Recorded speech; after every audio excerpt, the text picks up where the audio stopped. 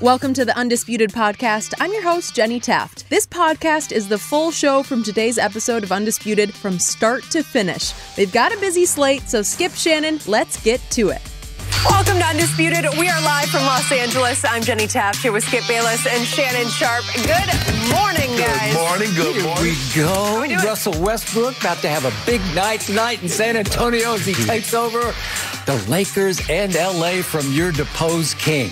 This is going to be a joy to watch. He's going to have a quadruple double with turnovers. He will. I've got him for 10 turnovers tonight. Really? Yeah. Oh, interesting. I saw you tweeting about that when you got up early this morning, Skip. You're ready to go. Shannon's ready to go. Oh, and Tom Brady was ready to go last night as he appeared on Peyton and Eli Manning's simulcast of Monday Night Football and cracked jokes with the two QBs all evening. However, one comment of his got a big reaction, both out of Peyton and Twitter during the game. Take a listen for yourself. Have you ever been in some of those defensive meeting rooms? I mean, you wonder why they play defense, and after about 2 minutes, you go, yep, they can never be an offensive player. So, you know, defense is kind of like a dog chasing a car. You know, just get the guy with the ball. So, you know, obviously we had a lot of great defensive players. I'm sure Antoine Winfield really appreciates those comments for sure. So tell me how that conversation goes at breakfast in the morning. Shannon, how surprised were you that he said this? I'm not surprised at all, but Peyton he has the great comeback. He's like, yeah, let me know how that conversation works out for you tomorrow morning. Yeah. I'm not surprised because quarterbacks don't think anybody is as smart as they are.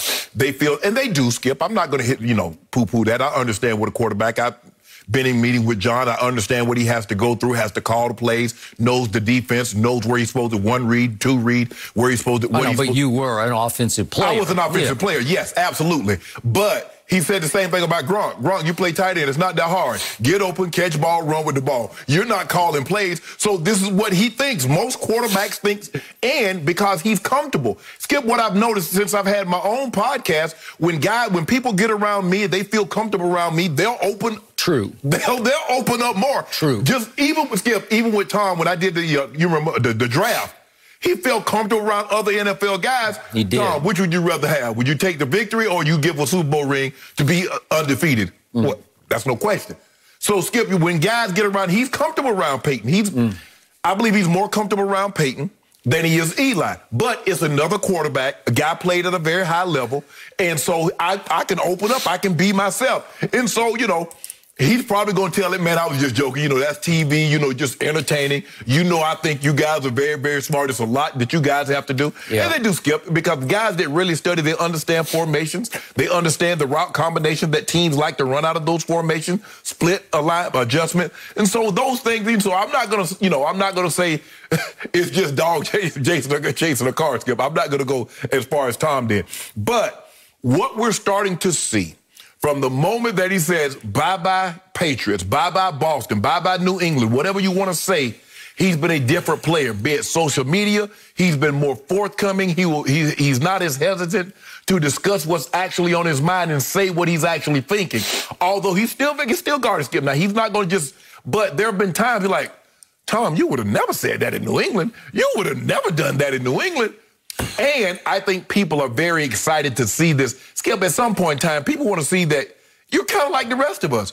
You have emotion. You'll say things and you'll do things. It's kind of like the rest of us. He was so buttoned up for 20 years in New England. People like, he's boring.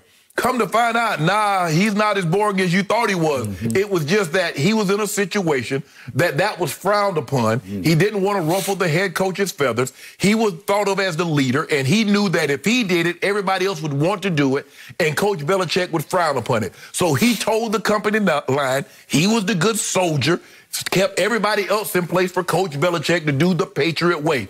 But now that he's been in Tampa, Tom Brady has not changed. This is who he's always been. He's just getting an opportunity to be more forthcoming and to show the world this is who he is.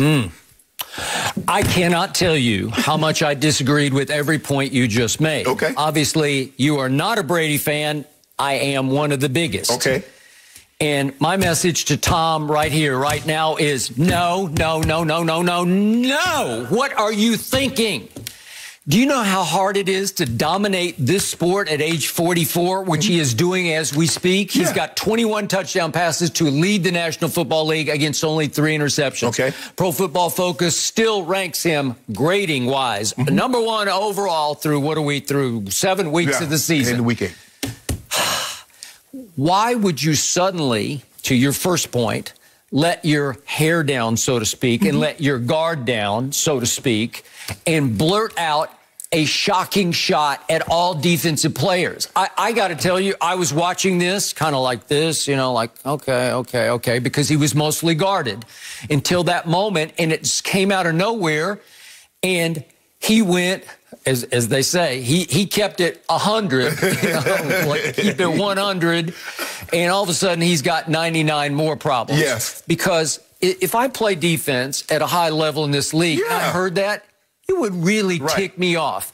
And he has been less hateable in Tampa because he's been more open and funny on Instagram, and all of a sudden you went there. Yes. But defensive players are like dogs who chase cars. It's like the ultimate shot at all defensive players I've ever heard. And then he tried to amend it at the very end. So obviously, there's some great defensive players out there. He tried to throw that in at the end just to But you're just great because you have athletic ability. It's not because you understand the game or you study film. Have you guys been in any defensive meetings? And I don't know how many defensive meetings Tom has actually been in, but he acts like if you go in a defensive meeting, they're speaking caveman, you know, like, right? And that they're beneath his football IQ. Right. And he's acting like it's really not that hard to pick them to pieces because they have no idea what they're doing. They're just dogs chasing cars, right? So I was amazed that he would go there out of nowhere. And yet, to your point, you do podcasts, and you have found that over time that athletes with ex-athletes and ex-athletes or current and ex, whichever way, there's a trust factor where you finally feel like, okay, I got this. I can actually speak real to him, right? That is correct. And if I'm interviewing somebody, it's like, uh-oh, he's gonna come after me. He's gonna. I got to be careful. I got to guard. Right. Right. Okay. So there's also this operating where, even though Tom wants to be Peyton's friend, I don't think Peyton is his friend. Every time I see Peyton on any sort of TV platform, he's always taking shots at Tom that don't come off as good-natured to me. And I know he's a kidder by nature and all that, but it comes off as a little bit sarcastic, a little bit bitter, and a little bit jealous. And remember, Peyton's only a year and a half older than Tom, and it feels like Peyton's been gone for what? Forever, since that last Super Bowl. So it's 5 years. Yeah, it's been a long time. And you know, it's just eating at him. And he'd already taken a shot earlier in the telecast last night, and they do a great job. It's fun to watch. I know you don't keep the sound up. I don't watch it. Okay, so. I got it. I go back and forth between the two, but I enjoy the banter between Peyton and Eli because it's brotherly, and they can go at each other. But Peyton had already taken an earlier shot at Tom. I'm just paraphrasing, but it was something like, yeah, Tampa throws every down, so he's going to have 100 touchdown passes this year, which is kind of your view, right? Yes. And that's eating Peyton up. That, well, this is just cake for them. You know, they're just throwing it, and they get in the red zone, and they just throw it and throw it and throw it until he finally gets another touchdown pass from 2 yards away. Correct. And it smacks of some jealousy because against Peyton, Tom was 11-6, and I know Peyton got him in the postseason. The last 3 times. The last 3 times. But obviously, Eli, he just is happy-go-lucky on this telecast. He just goes along for the ride because, to me, he's always just like in bliss. Just nothing seems to bother him, and that's how he played football. Nothing. He led the league in interceptions 3 times, and nothing bothered him because he beat Tom Brady twice in the Super Bowl. And that's the thing. Eli's sitting back like, why do y'all say it was so hard to beat Tom in the playoffs? I've never lost to him. It's not that hard. Not that hard. So that's how Eli's thinking. So he's just sitting back there chilling, Skip. Yeah. Okay. So in the end, I don't think that remark did Tom any good. Because 44 is hard enough without just spilling that out. And I think he's going to live to regret that. I don't think the Saints will like that. And the Saints had Demario Davis was on ESPN like after the game saying, talking about we wear our hard hats and we play. We defend every blade of grass out there. Well, this is the kind of thing that for a guy like that, that's going to set him off. Yeah, but Skip, you disagree with my point. But what you're actually saying, you agree with my point that quarterbacks actually think that they're smarter than everybody else. I got that, especially him. Right. But you cannot say that publicly. But I'm saying he said it because he was around someone that he's comfortable saying it around. But the question was, how surprised are you that he said it? I'm shocked that he said it because he has always worked so hard not to say anything. He has, but Skip, if he'd have been in New England, he'd have never uttered this. But remember, Skip, now all of a sudden, he said it's easy to play quarterback because the defenses can't do certain things. So he's saying, yes, my job has become exponentially easier because of the limitations that they placed on the defensive players. He would have never said that in New England. But it's now that he's in Tampa, Skip, he feels that, well, I can be my true self. So I'm not surprised, based on what he's done since he's got in Tampa, how forthcoming he's been. Okay, I got it. But as this escalated last night, well, to your point, I don't think he would have ever done this appearance if he'd been in. No. It is a school night, so to speak. Correct. And he did make mention of he'd been carefully watching the Saints all day on tape before the game because like a third-string cornerback came up during the telecast, and he said, yeah, I've been watching him today. Right. And he knew his whole background, where he's from, undrafted, blah, blah, blah. Right. So he's already studying on the Saints. And this is, I would say it's a pretty big division game, right? At a place where they lost last year and they lost the Saints both times. They actually got embarrassed by the Saints both times during the regular season, and then they righted the wrong in the postseason. Well, you don't think the Saints want to get even for that one, the playoff game. Okay, so it was escalating last night because I think Tom thought he would only do 6 or 8 minutes. Right. And then all of a sudden, Peyton says, we got to take a break. We'll be right back. Hang on, Tom. You can go to bed in a minute. And I think they ended up taking 3 breaks with Tom, and he's just kind of like a prisoner. Right. And I think he loved doing it. Right. But he didn't love that the clock is ticking into his sleep time. Right. And obviously at 44, you better guard your sleep time, right? Yeah. Okay. I think the thing is also, Skip, you get to talking, and then, they get to asking questions. And look, you're just having a good time with your boys, and I think Tom might have forgotten that he's actually on television. This is not a conversation between you, Peyton, and Eli. That's off camera. And so him saying that, guys are just chasing, dogs chasing their tails, it's like, I don't think at the time how bad he realized it came off as. It came off as very dismissive. It did. Of guys that play at an elite level. I mean, there are guys that play on the offensive level, and we always, Skip, we get that a lot, that offensive guys are students of the game. Yep. And very few guys get labeled as students of the game on the defensive side of the football because it's so reactionary. It's not like you're plotting and planning. You're just reacting to what the receiver, what the quarterback, what the offense does. Where I got the scheme against you, so it seems like it's taking a lot more thought process I got a scheme because you might do this, so I got to have a counter for that. But they don't look at it, well, okay, the defense got a scheme also because they got to have a counter for your counter if you counter their counter. Maybe a safety gets a reputation, your man Rod Woodson or Ed Reed as a savant, like he can out-scheme you. And see, Deion didn't get credit for being a student of the game because they said he's just so gifted. He don't study, but he did. He did. No, I got it. Maybe a middle linebacker, maybe Ray got some credit. The Keekleys, the guys like that. But if you're a defensive lineman, you just got... Myles Garrett doesn't get credit. He's just, you see what he looks like? The dude's 6'5", 275, and he's chiseled. He's just going to get the quarterback. Yep. By the way, speaking of getting comfortable and forgetting you're on TV, Marshawn Lynch was on the previous segment, and he forgot to the point we got 2 SH words, and then at the end we got an F word. Like, what the? And knowing ESPN the way I know ESPN, because I worked there for a long time, that will not fly. And quickly, Marshawn was dismissed. Yes. And quickly, Eli apologized for the F-bomb. Right.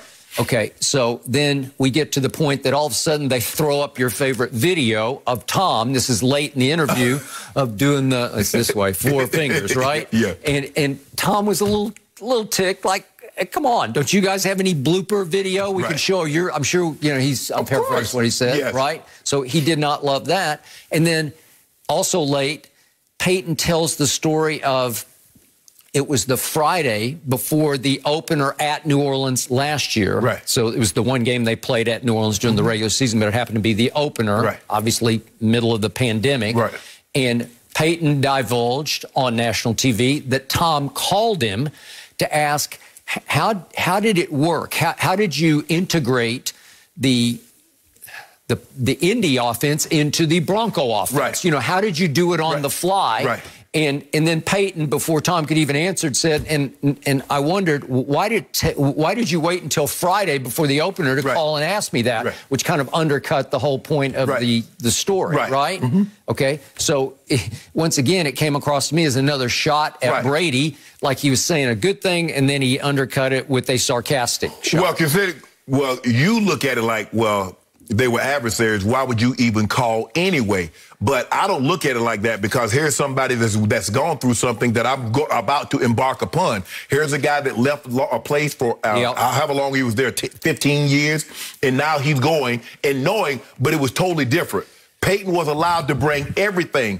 Peyton ran the walkthroughs. Peyton ran the practices. That was his offense. There was no integration between the offensive coordinator and Peyton Manning. Nope. Peyton brought that system. Now, had they allowed Brady to bring his system and they learned his system, maybe it would have fast-tracked, Skip, and you wouldn't have had the hiccups that you had before. But at the end of the day, if you get the end results that they got, they would gladly take it. So he said, well, how do you do that? How do you do that without ruffling the offensive coordinator's feathers? How do you do that without stepping on the head coach's toes? But when you get a guy like Peyton, you get a guy like Tom Brady, Skip, you turn it over. You take a step back and you say, that's who that is, and he's beyond reproach. To your point, guess who runs the Tampa Bay Bucs offense? This guy named Bruce Arians, who's been around, and he's coached all the great ones from Peyton to Luck to Carson Palmer. Mm-hmm. And Big Ben. Big ego. Yeah. Big ego for Bruce Arians. Yeah. So there's no way he's going to hand over the keys to his kingdom to Tom Brady right away. What did it require? It required getting just annihilated at home by New Orleans mid-season on a Sunday night, losing to the Rams fairly. It was a pretty good beatdown. Right. And then here came Mahomes, and they fell completely behind. They rallied, obviously. They made it a game in the end, but they lost. Right.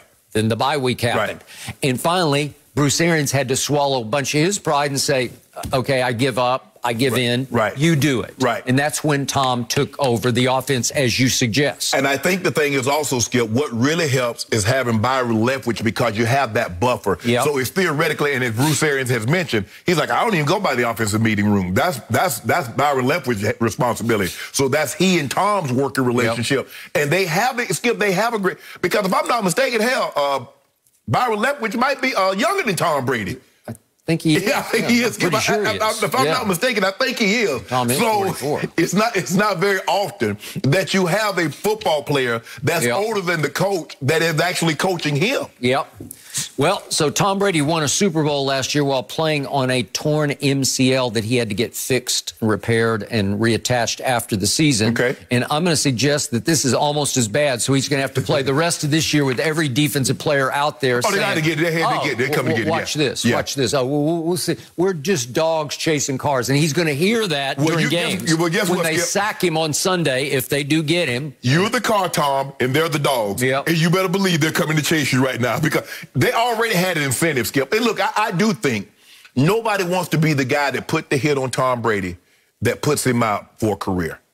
So I think guys, they pull up. Tom is running out of bounds, Skip, where somebody else, they might go, they'll pull up. If they get an opportunity to put Tom down really hard, they make sure they don't drop their body weight on Tom. Because you don't want to be that guy, Skip. Now, after saying that, you've been dismissive of over 700 defensive players by saying they're dogs chasing. Like, y'all don't even study. Yeah, but look, I walk by the defensive meeting room and I'm like, what the hell y'all doing in here? What y'all watching? Y'all probably watching, I'm making a joke, Skip. Y'all probably watching some TV series. Y'all not even studying. Making a joke, but I understand, Skip. Guys, you be surprised, Skip, but you've heard them. Guys know you line up on a certain, you 2 yards outside the number. You better not run that bang. If you run that skinny post, I'm going to pick it. If you run, I tell you what, you're 3 yards outside the number, run her out and see what I do to you. But these are your teammates. No, but I'm just, in the game. Oh, in the game, you're saying. Okay, I thought you meant when you go by. No, Skip, because that's the thing. What you do as an offensive player, you play with splits. You play with alignments because they study tape too. Yeah, you were unusual in that regard. I'm not sure that goes on all that much. But Skip, I'm saying, Skip, these guys, obviously everybody studies and learns a different way.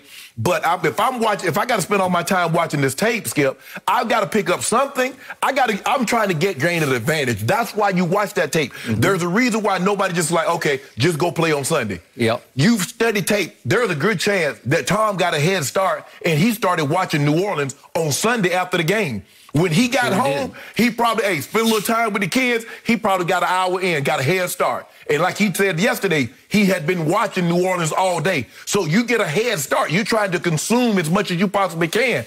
But Skip, I just think he got comfortable.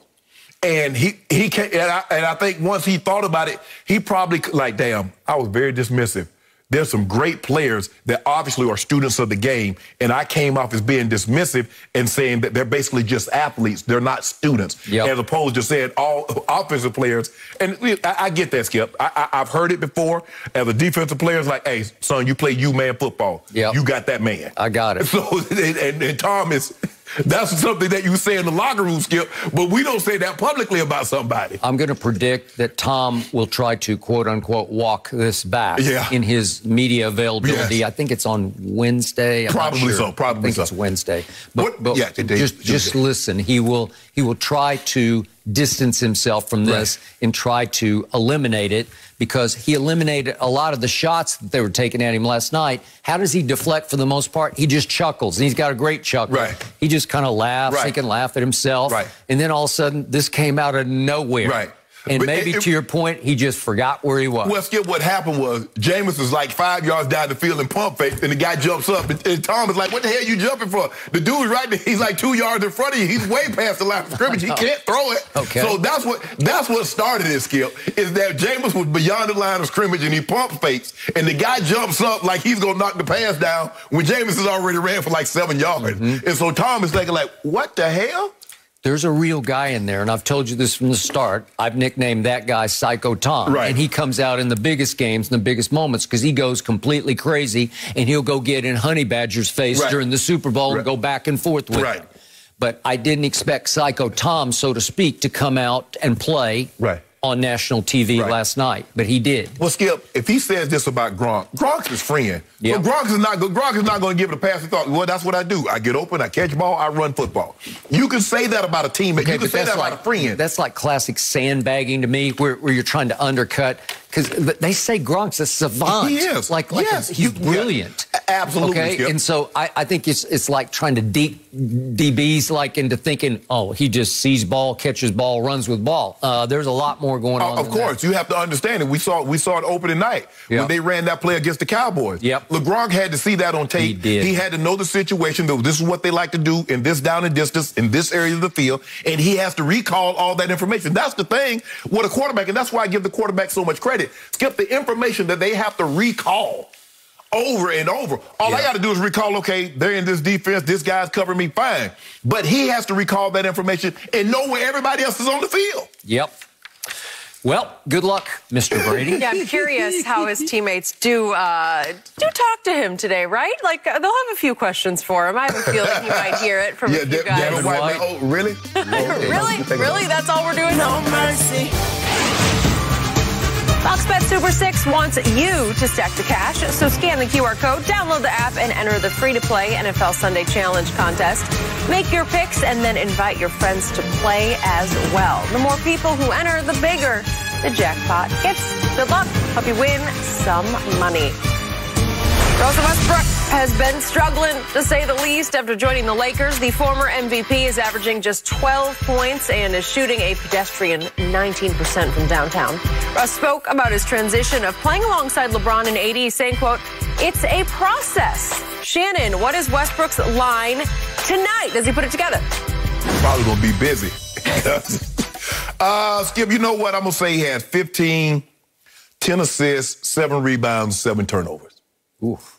Yeah. It's kind of low on the turnovers. Because if you look at his numbers, Skip, 12 points, 9 assists, 8 rebounds with 6 turnovers so far, shooting 35%. Jenny said he was a pedestrian, 19% for 3. I don't even know if that's pedestrian. I don't even know. I don't know what they call that. I've actually got him at 9%. 9%? I think so. I don't know. Isn't he 1 for 11? I don't know. Oh, okay. Go ahead. Maybe I'm being generous. Yeah. 19. Yeah, that's what Skip was thinking. You being very generous, talking about pedestrian, 19. I don't think he only made 1. Yeah. But look, Skip, I'm not expecting all of a sudden that they're going to wake up today like, okay, it's going to click. Even though they're playing San Antonio, I think this game is going to be closer than a game that, when you look at the talent level, the Lakers should probably win going away, but probably going to struggle. They'll probably win by 6 or less, considering that it is a work in progress. Russell is, Skip, I mean, we've all done this, bought something that we didn't need, and then like, yeah, I figured out once I get it home. And then once you get it home, like, why the hell did I buy that? And that's, I think, what they got. Look, they didn't really need Russell. Something else would have been better. Buddy Hield would have fit better. He would have. And then you get it home, you're like, we wouldn't make it work. And then you're like, damn, I don't know, this thing will be harder than what we originally thought it was going to be. Yep. So, and I think that's where they are right now. But like I said, I'm not going to really evaluate them until at least the All-Star break, and then I'll see, because I need at least 30 games to see. Yep. Because the other night, you mentioned it, Bron turned over a lot of it to Russ. Does he continue to turn it over to Russ, or will he take some of it back? I just think, and that's the dilemma. That's the catch-22 that they're in, Skip. Yep. How do we maximize Russ? Because you can't maximize him if you take the ball out of his hands. Because we've seen him with the ball in his hands far longer than we've seen him without it. And we know what he is with the ball in his hand. But can he play without the ball, playing alongside AD and LeBron? And can he be efficient and effective enough to play with the ball in his hand alongside those same two guys? So that's where they are right now, Skip. And LeBron is trying to figure it out. He's like, okay, take the ball. But damn, it's like, you're still inefficient. You're still ineffective. You're still turning it over. I take the ball. You're ineffective. Turn it over. I give you the ball. You're effective and turn it over. So I don't know what the hell we're going to do. But it's trial and error. You keep working at it in practice. You get in the game and you try to do it. But Russ is going to have to understand, Skip, he can't just continue to go 1-on-4. He gets a lot of charging calls. He gets a lot of just like, people going to reach in and when you try to go 1-on-4, and now all of a sudden it's a turnover. So I just think he just needs to slow down if he can, which I don't believe he can, Skip, because he only knows one speed. Yep. So they got their work cut out for him. Now, I can assure you, Bron is saying this is a lot more difficult to himself. He probably won't ever say this publicly, but I think he's thinking to himself, this thing is a lot more difficult than I previously thought. I agree. All of which is why, for me, the best show on TV right now is Russell Westbrook Unleashed, because LeBron has unleashed him. And the other night against Memphis on Sunday night at home, LeBron allowed Russell Westbrook to take over the game and have the highest usage rate on the team. And next on the list was Carmelo. Wow, that's interesting. And he saved the day and the night, right? With his hot jump shooting. 28, well, I think he was 6 of 8 from 3. He was 6 of 8 from 3. And next on the list was AD in usage rate. And fourth on the list was the guy who used to be the king of L.A., LeBron James. And he just saying, here, I handed you the keys to the kingdom. I wanted you to be our point guard. Now do it. Figure it out. Right. They did start picking and rolling a little bit later in the game, and it started to look a little bit more of a semblance of some plan on offense. But Russ, as they keep telling Russ to be Russ, you just got to be Russ. Well, Russ only knows 1,000 miles an hour. Right. And now what do we have so far? He's averaging 12 points, 8 rebounds, and 9 assists. So I'm going to say he has a big high usage night tonight against a team. Remember, my Spurs are not my Spurs anymore. They're harder for me to root for because they went from 3 Hall of Famers to 0 All-Stars. DeMar DeRozan, who's there obviously last couple of years, is in Chicago. And looking really good. He's looking really good. And Rudy Gay is hurt right now, but he's in Utah. And Patty Mills is looking really good up in Brooklyn, right? Yes. They're all gone. So it's a bunch of kids. It's Keldon Johnson, and it's Derek White, and it's DeJounte Murray, and it's Lonnie Walker, and they're all pretty good. Pretty good, right. And they're 1-2 because they beat Orlando on opening night, and that's all they got to show for it. And so, again, they're 5-point dogs at home to the Lakers. So I think it's a great spot for Russ to be Russ and to go off. And I'm going to go high. I'm going to go 22 points, 10 rebounds, and 12 assists with 8 turnovers. Because he's second in the league in turnovers right now, and I think after tonight he will be leading the league in turnovers. But look at the Westbrook shooting. He's 35% from the floor, which is 15 of 43. That's hard to overcome. Yeah, it's just hard. It is. 1 of 11 from 3, as we just spoke of, and 5 of 12 from the free throw line. Yeah, that's 42%.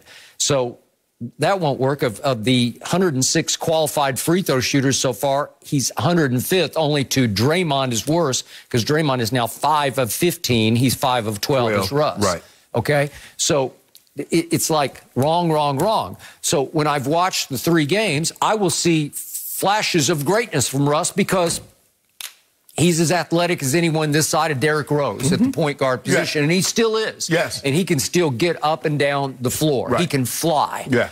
And yet the turnovers are horrendous to watch because he just plays completely out of control. What are we up to, 14 years in the league? Is that what I think he's 14. Okay, and he still just plays one speed out of control. Yes. There's no finesse to it. There's no feel for the game to me. Right. Every once in a while he comes up with an assist where you say, oh, that worked. Right. Because he attacked and he drew so much of the defense that it was an easy assist to somebody for a dunk or a layup, right? Okay, so if we, for our faithful viewers who might have been watching something else on Sunday night or didn't have the package because it was just on local TV, I believe, the Memphis game. So could we see, first of all, Russ's turnovers? He had 9 turnovers. If we could just see them in order. This to give you a flavor for what's going on. Yikes, that was a bad idea. And then here we go again. Russ, it's just wild, out of control. Oh, that was off LeBron, not LeBron's fault. Out of control. Whoops. This is vintage, you know. This is a guy in his 14th year, and he just still plays the same way. Oof. I mean, if I tried any one of these passes in high school, I would have been yanked immediately. Yeah, I mean, if he's not Russell Westbrook, he's getting yanked if he tries any of those passes. He's not Russell anywhere Westbrook. else. No, that is true. Shaking his head. Okay, now let's try to balance that off with he missed 10 shots on Sunday night against Memphis. Remember, it's a Memphis without Dylan Brooks, who's some people thought at the end of the year he was their best player last year. He's at least their second best player. So you're up against a team that is without one of its 2 young stars, right? Maybe third behind Jaren Jackson. Okay, you could make that case. So he missed 10 shots. Could we see what they look like? Because this is what you're up against if you're LeBron James. This is what LeBron has to watch. I don't know. Was that a shot or a turnover? I don't know. Good question. That was just a bad idea because it's going to get blocked. Clang. No. Russ. What? I don't know what that was, but it was an air ball. Russ. Ooh, that was a Westbrook. Russ. No. Them things ain't even close. Not close. No. Russ, air ball, Westbrook. From 12? From 12 feet, air ball. And then that was the showstopper.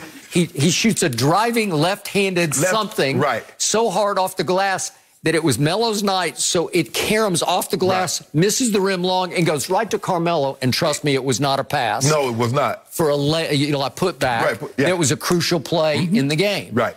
Okay, so that's what you're up against, yet in the end, he had the highest usage rate, and you did manage to win the game. Right. In large part, LeBron has been hot-handed so far from 3. That has helped offset Westbrook. And Carmelo making 6 of 8 and just making jumper after jumper also helped put you over the top. Yeah, but am I going to count on Melo going 6 or 8 or having a hot hand? I think it was, 10 or 16 from the floor. I mean, I can't count on that every night. I need the turnovers. They turn the ball over, Skip. What's even more surprising than Russell's turnovers is that they're getting dominated in the paint. Skip, Memphis, they don't have Valanciunas. And we just saw Valanciunas go 22 and 23 last night. He did. We saw the Warriors beat them up in the paint. Warriors are a small team.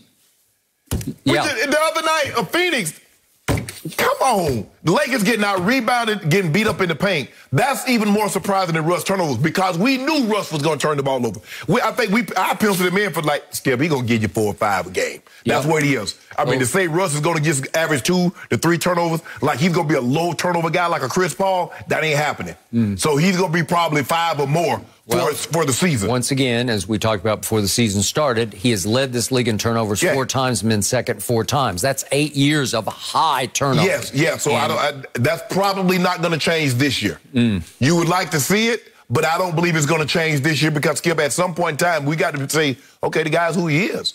And he's a guy that, like, puts his head down and, like, I'm going to the rim. I know I shouldn't, but I'm going to the rim on this occasion. And more times than not, what I've noticed through 3 games, the officials are not bailing you out this year. Skip, all them little tickets, Skip, you remember they used to get the little bump call, the incident contact? The official looking at you like, what? You better get back on defense. They about to get a layup on the other end. I watched it last night. Dame is struggling. I mean, we see a lot of guys struggling, Skip. And James Harden. The guys that used to get those little contact. Can't get to the free throw line. They can't get to the free throw line, don't see the ball go in, so they're hadn't gotten in a rhythm yet. So, Russ, like I said, Skip, you said 5 points.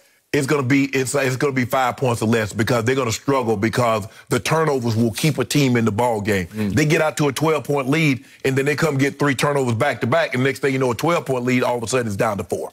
So I'm going to restate my position on LeBron James one more time. I still believe he's the best passer in basketball. I still believe he belongs at point guard for the Lakers because he's as close to Magic Johnson as you can get. Right.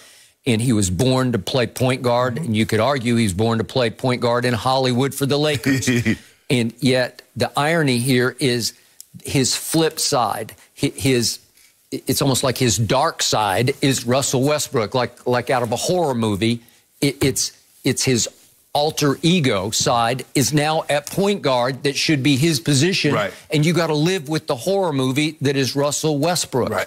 Because LeBron, it's got to be eating him up. It almost makes me feel sorry for LeBron James, but I can't go there because he signed off on this. He was the one who wanted it. Yes. And I do believe he took it as a challenge to say, watch this, KD. I know you rejected him, and you rejected him, Kawhi, and you, Paul George, and you, James Harden. You all rejected him, and I'm going to go win with him. I'm going to show you. And again, we got 82 games, so we're only 3 in, 4 tonight, and it's going to take a long time. I don't think you'll ever figure this out, but if he does, LeBron knows that would be his crowning, so to speak, achievement. I agree with you, Skip. I don't feel bad because you welcome this opportunity. It reminds me, Skip, I went out on a date with a girl once, and the place is not known for meatloaf, but they had it on the menu. I like meatloaf. I said, but this is not a place that's known for meatloaf. Okay. Why would you get it? She got it. Well, she wanted it. And guess what? Well, it's terrible. I said, it serves you right. And I shouldn't make you pay for it because I ask you not to get it for the simple fact this place isn't known for that. If I go to a restaurant, Skip, I'm going to get what they're known for. I'm not going to expecting a burger from KFC or from Popeyes. They're known for chicken. So why would you get something that's really off menu? Why would you do that? When you look at LeBron. By the way, was that your first and last date with her? Skip, I mean, look, I pay for it. The thing is that normally, from what I've been hearing, women says, like, when you go out on a date for the first time, you only get what you know you can pay for in case the guy's a jerk and make you pay for the meal. Because I just read a story in China, Skip, Japan, on a blind date, she bought 23 of her family members. And the guy left. The guy's like, I ain't paying for all y'all. It was supposed to be me and you. He agreed to pay for the date, but she bought 23 of her family members. To be paid for? To be paid for. $3,100. He said, no, I ain't going to do that. But, Skip, the fact of the matter is that LeBron signed off on this. What you and I talked about. By the way, this date. Yeah. Oh, this was recent. No, it wasn't recent. I thought you took her to Mastro's in Beverly Hills. No. She ordered meatloaf. No? Okay. No, Mastro, Mastro's reserved for the high-end clients. I don't think Mastro's has meatloaf on them. They don't have meatloaf for the Who orders meatloaf? Thank you, Jenny. Who orders meatloaf? But then again, it's hamburger with ketchup that's baked on the top of it. That's what meatloaf is. That's none of your business what she wants to order on the date, Shannon. Oh, well. You sound kind of intense to date. making these menu accusations. No, but Jenny, I mean, if you don't have a good time, you didn't like the meal, I mean, that's so now you're like, well, maybe it was him. No, let's just get something that's going to, get a salad. I learn something new every day around you. Just the dating experts over there. Oh, good stuff. Guys, even though he didn't fully practice yesterday, Dak Prescott is reportedly out of his walking boot and feeling good ahead of the Cowboys showdown against the Vikings. The quarterback reportedly did some work in the pool yesterday while nursing his calf injury as the Cowboys sit at 5-1 and are looking to win their 6th straight game. Shannon, do you believe he'll play Sunday night against my team? I do.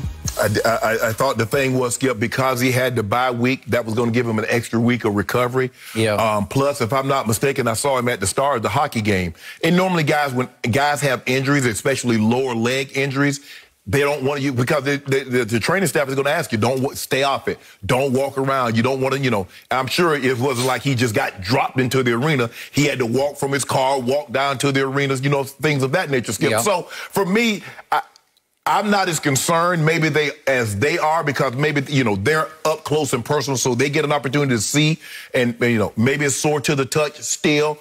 They haven't, I don't think they've had to practice yet. Did they practice yesterday? They had a little walkthrough or something. Yeah. So probably tomorrow will be their first heavy day, and we'll see where he is. He's out of the walking boot. Reports are that he's feeling good. So I guess we'll see. But, Skip, I expect him to play. Now, if there's still some soreness in this thing, look, he's going to win the division. Maybe they're trying to get home field advantage, Skip, because like you mentioned earlier, there's only going to be one bye. There's no more 2 byes. There's 1 bye. The team that has the best record, they get home field. They get that week off. Everybody else have to play the opening weekend. So with that being said, Skip, if he's not 100%, I'm not going to chance it. Hey, Minnesota, with all even Cooper Rush, with what they have around him, should still be able to orchestrate and get it done. You still have an outstanding offensive line. You get Lyle Collins back. Zach Martin is playing at the top of his game. Ty Smith is playing at the top of his game. So offensively, with those weapons on the edge, with Zeke and Pollard in the backfield, and your defense is playing okay. They're playing okay. So if he's not 100%, I wouldn't play him, but I expect him to be that, and I expect him to play on Sunday night. Dr. Sharpe, yes, I hope you are correct. I do not have a good feeling about this. So I'm going to quickly go big picture here. What did I love the most about my quarterback, Dakota Rain Prescott, going into last season? I loved his durability. Right. Because nothing ever happened. He was just, he could run it, he could smash into people, he could run it like a fullback, and he was never, ever hurt. Right. Had not missed a start. Never even been in doubt whether he was going to play or not. And then fate struck, obviously, it was a year ago, October 11th against the Giants. Career-threatening ankle dislocation and compound fracture. Took 2 surgeries to fix. Knocking on wood for that it's going to hold up and hold on. As Troy Aikman pointed out, it's got so much metal in there right now. It's kind of like indestructible. It ain't breaking again. Right. Okay, so that happened, and then we get to training camp, and I'm excited, and we get to the first day of padded practice, which we got to witness live, actually, not live, but we got to see it on Hard Knocks. And what happens, first day of padded practice, he pulls some lat muscle. I never did figure out what it was. I don't know if it was torn. The early reports was he tore the muscle. Right. But it was some throwing motion pull that kept him out the whole rest of the preseason. As you know, he did not step on the football field for any of the 3 preseason games. Correct. They had 4 because they had the Hall of Fame game. So there were 4 of those. Everybody else had 3. Correct. So he didn't see the light of play in any of those games. And I'm thinking, okay, we got there. And then he was sensational on opening night, Thursday night at Tampa Bay, when I didn't think he would be. Right. And then what happens? On his best throw, his most important throw of the year, the walk-off throw to CeeDee Lamb at Belichick, he comes down as the ball has been released, funny, as he said, sideways, and it pulled. Did it tear? I have no idea. We have no way of knowing. We're just guessing. Right. But they said, okay, no boot. You said he was at the Stars game. Okay, I have some experience just running distance with calves. And to me, calf injuries are, if I may, it's the B word. You know, that's what they are. Right. Because they just hang on and they hamper and they linger and they hamper and they linger. But when you're just walking around, it doesn't bother you at all. I'm sure you've had several of them. But when you're just walking, it doesn't bother you. It's when you push to go. And you can push to go side to side or push to go forward. And it bites you because it won't go away. And you can ice it and you can get deep tissue massage on it and you can do all kinds of stim on it, electrical stimulation, and it just won't subside. So I'm afraid that even though they did have the bye week, it's still not enough time because I'll remind you, Michael Gallup, still out. Yeah, he might have torn his. He may have torn it. And that's the thing. That was against Tampa on opening night, and he was gone. So we're out 8 weeks. And so that's the thing, Skip. What's the severity of the injury? Is it a strain? Is it a mild strain? Is it a severe strain? Is it torn? Let's see Wednesday, when they have practice, how much of it does he take? Does he miss all the week and then tries to play? But I would err on the side of caution because the last thing you want this thing is to be lingering. He messes around and messes it up for he's out 2 to 3 weeks. Now you got a problem. You put yourself in a situation you didn't need to be in. Okay, so Dallas is a 2.5-point favorite at Minnesota. And I am going to say it again, I am not rushing to watch Cooper Rush play that game on Sunday Night Football because in his Cowboy career, undrafted out of Central Michigan in 2017, he got in one game in garbage time, threw 3 passes, completed 1 for a grand total of 2 yards. That was November 19th of 2017. Yeah. That's how long it's been since he's been in a real game. Well, I don't think the Cowboys fans are clamoring to see him either. Yeah, thank you very much. But it might be a situation, Skip, you don't have a choice in this situation. Because would you rather them lose this game, give Dak an extra week to be healthy for the long term, or have him go out there potentially, you still lose this game, and he re-injures that calf injury. And so now, you don't want him to be in a situation like Michael Gallup. No, you do not. Because now, all of a sudden, I'll be glad I didn't concede because I don't know how many games you can actually win with Cooper Rush. A game? Okay, you throw your hands up. Hey, we still 2.5, 3 games in front of everybody else. But 5 games, 6 games without Dak Prescott, that's a whole different ball game. I do not think they can win Sunday night at Minnesota with Cooper Rush at quarterback. I campaigned for Jerry Jones to go get Cam Newton when he got released, obviously, by Belichick. Because it's the perfect fit. It wouldn't have been a threat to Dak. He can do some of the Dak stuff. And you don't have to change that much on offense. And I believe that Cam Newton could have gone, if called upon, to win at Minnesota. And if you needed him for 2 or 3 games, I think he'd be just fine. I would give my team a real shot with Cam to get through the, so to speak, night. But with Cooper Rush, I don't trust it at all. But the question is, let me ask you this. Would you rather have Dak potentially win this game and have Dak re-injure that calf and be gone for 3 weeks, or lose and have Dak take this extra week off and be full go moving forward? Well, obviously not, because of a 3.5 game lead in the division, which will give you a home game. Whether the world likes it or not, you're going to get a home game. And by the way, I did hear my man Shannon Sharpe just concede on national TV that the East is over because you said they're going to win the East. No. Quote, unquote. But here's the thing, Skip. You're going to win the East as long as Dak is healthy. If Dak... but your point was you can win it anyway. You can lose this game, have Dak take an extra week, and now you get Dak back as opposed to have this thing lingering. He missed 5 or 6 games. Do you believe you still can win the East if Dak is out for, say, more than a game or 2? But my gut is telling me he's going to miss this game because they're going to err on that side of caution, and they're going to say, let's just see if Cooper can just somehow have a miraculous That's what Jerry night. Jones called. Well, Jerry will make that call. Well, maybe Jerry will say, we're up 3.5 games this early on everybody in our division, and none of them looks that threatening, right? With Dak Prescott, the Cowboys are a serious threat to Arizona, to the Rams, to the Bucs. Without Dak Prescott, you're not a threat to anybody. I don't care how talented you are. Once you get to the playoff level, Skip, this is about quarterbacks. The playoffs are about quarterbacks. Quarterbacks win in the playoff. So that's where you are right now. It's not a great place to be because I had agony on top of ecstasy because you always talk about they do cowboy things. This almost qualifies as a cowboy thing to have a walk-off TD pass at Belichick to get to 5-1.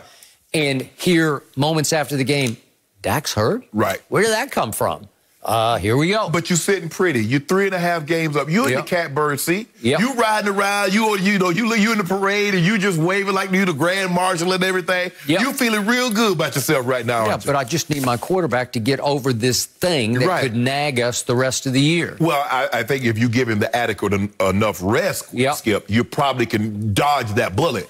You mess around and make him go out. Because, Skip, you play quarterback. You get out there, it's like, well, Dak, don't do anything.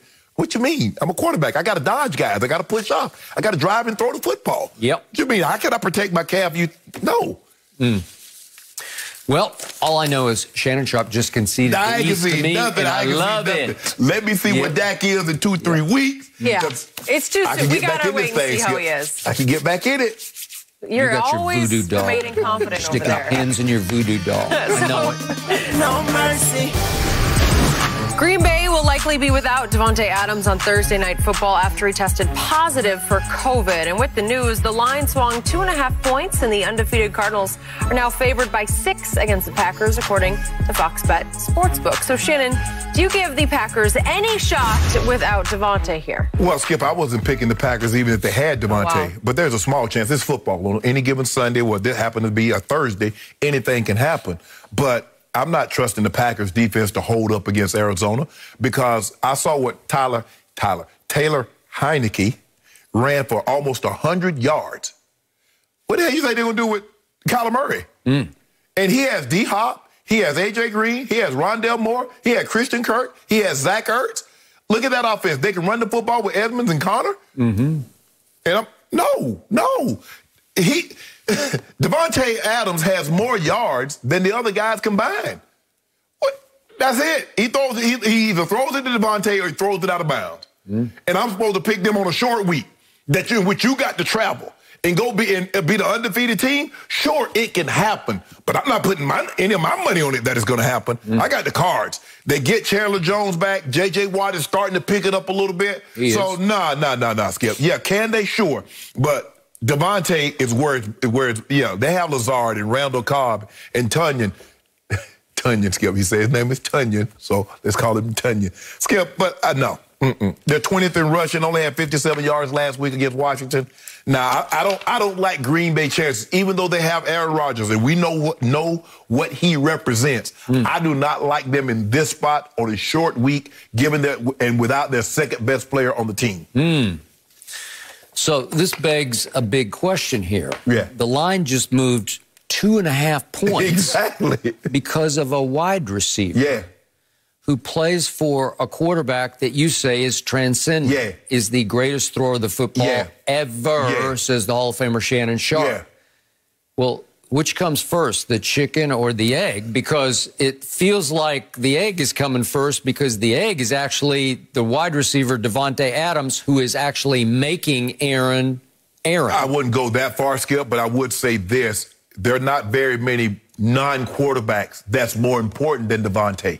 So maybe you look at a Derrick Henry, a non-quarterback that's the offense is centric around, or you look at Davante.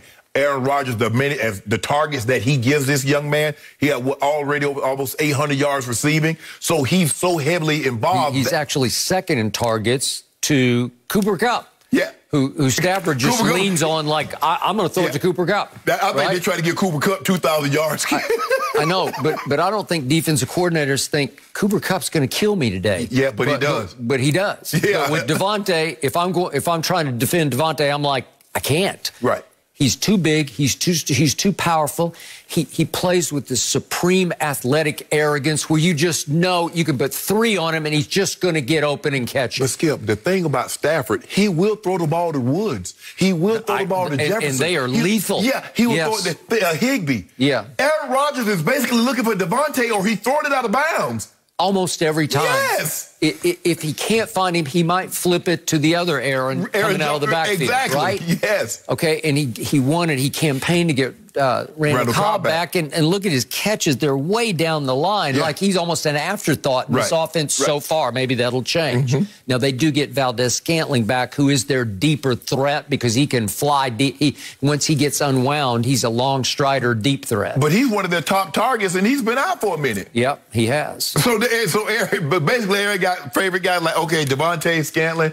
All right, I guess I better throw it out of bounds and dump it down to the running back. So the essence of this came with 37 seconds left. We're going back 4 games to the one at San Francisco. 37 seconds left. And I'm thinking, surely you guys can stop this. Right. Because Brady did it with, what, a minute and, what was it? A minute 20? Oh, you talking about against the Cowboys? Yeah, against 124. Yeah. But this was 37 seconds left. If we could see these 2 throws, here's the first down throw from the 25.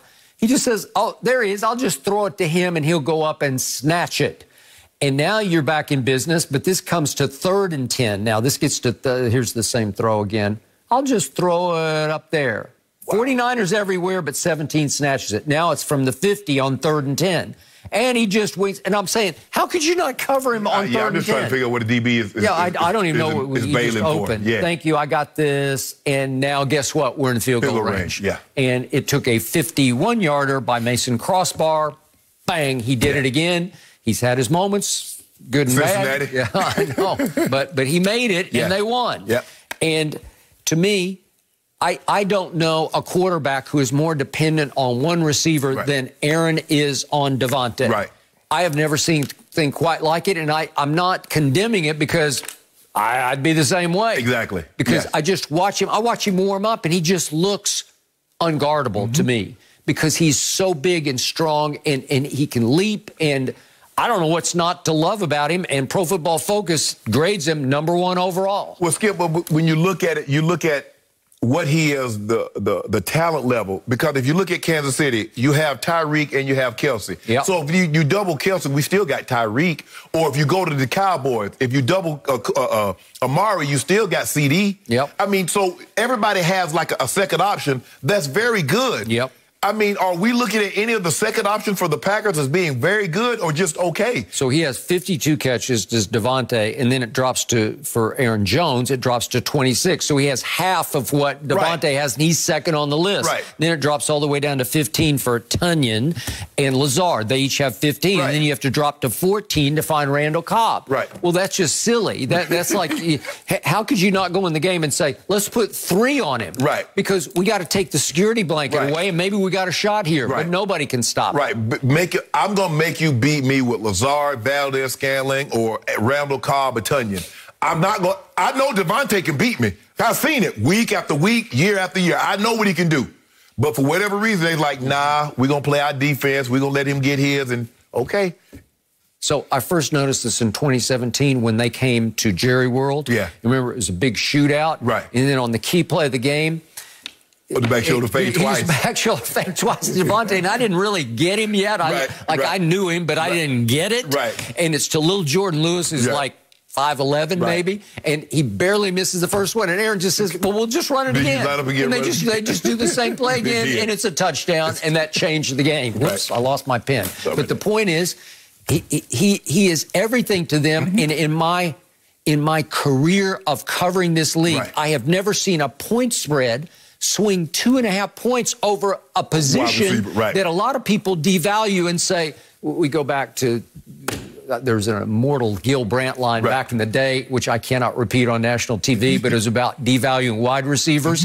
And that's been many people's mentality of, I can find them anywhere. I'll find undrafted kids who can run and play receiver. Well, I think that a lot of that has to do with the 2000s because the Patriots really never had a superstar until they had Randy Moss. I mean, Wes Welker was really good. Julian Edelman was really good. But he wasn't the Julios. He wasn't the Ocho Cincos. He wasn't the Chad, the T.O.s. And so they were winning Super Bowls with guys that weren't thought of as true number ones. And so everybody's like, well, if we don't need a so why would we spend top dollar to get one? Okay. But when you get a guy like Devontae, it's hard to pass up because for the longest time, Skip, we saw what Joe and Jerry were able to do, and then what Michael and Troy were able to do. So if you could get one, you get it. There's just something about having one guy that you can't guard. What is starting to happen in Atlanta, GA, as we speak? And I'm not talking about the World Series. I'm talking about Kyle Pitts. He's unbelievable. He's starting to happen. Yes. Where you just can't stop it. I mean, he's beating number one. They're putting number one corners on him. They are. As a rookie. Yes. And he's like, you still can't stop me. He's supposed to be a tight end, but they just split him out. And he's 6'6". Yes. 245. Yes. And he can just run. fly. He can run. Okay. And he's athletic and he can jump. Yes. Well, you're in trouble. And it changes the way you play offense. Yes. I believe CeeDee Lamb doesn't have that kind of impact, right. but I was totally good when he fell into our lap out of heaven. Right. I said, take him. Right. Even though you don't, quote unquote, need him. He's a game-changing receiver, and he changes the mentality of your whole football team. We got CD, and he can make a play. Right. Because if you double Amari, now CD's getting one-on-one. If you slide coverage to to CD, now Amari's getting. So now, but the thing is, for whatever reason, they just refuse to say, look, Aaron, you cannot have Devontae today. Now, I think Vance Joseph, well, he doesn't have to worry about that because he's going to have to pass 2 tests, PCR tests, in 24 hours to make sure he's able to play. But if he's not able to play, that greatly handicaps what the Packers want to do. Now, he's not going. There's no history of being able to pass these tests. They normally err on the side of caution. He's not. They normally err on the side of caution. Not by Thursday. Yeah. No, sorry. Yeah, you got to take one on Wednesday and then 24 hours. That means you got to take the other one on Friday. Okay. That's the way they do it. Because they're going to err on the side of caution. You're absolutely right. Okay. Skip. And the other erring on the side of caution that I will throw out concerning this game, which I cannot wait to watch, is my little man, Kyler Murray. Yeah. Got sacked 4 times by the Houston Texans, and he got hit in the pocket 5 other times. I hope it's not here we go again. You just have to get rid of the football. You just can't do it. Right. You can't take that kind of punishment. What happened last year? They got to 6-3 off the they beat Hail Murray. Yeah. Beat Buffalo at home, remember? Yep. And Kyler got, I don't know if he got nicked or beat up or just. He was just remember, I think it was like a Thursday night or Monday night game against Seattle, and he just slid and he got hit from the back. Monday, yeah. And that was it. And Skip, remember, I say, Skip, that's my concern. He's such a small man. Even if he doesn't get a flush hit, someone landing on him outweighs him by 50 pounds. Sometimes the guys outweighs him by 100 pounds or 150 pounds. So just falling on him, not even a big shot on a man that size, that's what was a concerning part about me. We've never seen a man that size play that position. We have not. Not like that. No. Okay, back to your man, Aaron Rodgers. So we went through all this soap opera the whole offseason. Will he or won't he? Is he going to be in Denver or Green Bay? And I kept saying he just wants to finish as a Packer with leverage. And I kept saying he should be grateful for what he has because he's got the best receiver in football. Yeah, Devontae's. He's got, to me, the best dual purpose. I know we saw Kamara last night just take the game over. Yeah. I think Aaron Jones is a little better runner of the football than Kamara is. Kamara is a receiver. And he is lethal. If you get him in space, you cannot control. Yeah, I don't know what they were thinking about defending him the way they was defending him in the passing game. Yep. Because he was really all they had early. So, Aaron, back to Aaron Rodgers, count your blessings. So what? I mean, you think they got a chance? Huh? Who? The Packers. No, I don't. Because I think he's totally dependent on this guy. I don't. I get the point spread rising. So you were going to take Arizona anyway, huh? Yep, I was. Even if Devontae was there? I was going to take him anyway. Oh, okay. At home. Thank you. They're playing on another level right now. It's kind of hard to bet against the Cardinals. Yeah, best team in football. They're rolling. I know they're in front of your team. The team that plays in Dallas, Texas, they're in front of them. I know that much. We're not talking about them right now, Shannon. We're not talking about the Cowboys. The Rams are in front of that team. No. They beat you. No, sorry. They beat Skip. What's your eye test tell you? My eye test say they beat you. I watched it. I watched it on television. And I watched Matthew Stafford beat the brakes off you. That's what my eyes told me now.